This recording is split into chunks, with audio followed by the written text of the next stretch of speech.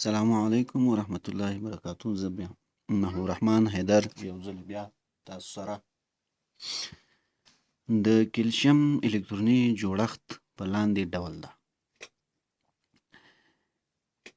اول دی کریپتون 4s2، دویم دی زینون 4s2، دریم دی نیون 4s2، څلورم دی ارګون 4s2. نو دې لپاره به اول د کلشیم الکتروني ویش وکړو. د کلشیم الکتروني ویش په دا ډول ده: 1s2، 2s2، 2p6، 3s2، 3p6، 4s2. که الکترونونه موږ وشمېرو نو 2 الکترونه او 2 دی 4، 4 او 6 دی 10، 10 او 2 12، 6 18، 18 2 20.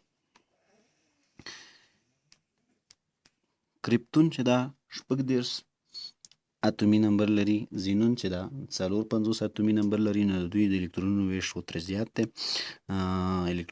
الکترونونه یې زیات دي نو ویش به هم زیات دي. دریم چې د نیون دی، نیون چې د 10 دی نو دا الکتروني ویش ترې کم دی. نو چې دی ارګون دی، ځکه ارګون چې دی 18 اتومي نمبر لري نو تر دې پورې 18 الکترونونه 3p6 پورې 18 الکترونونه چې پوره کوي ارګون پوره کوي. نو دا موږ لیکلی شو ارګون او بیا چې 4s2. نو دا د دې سوال ځواب ده.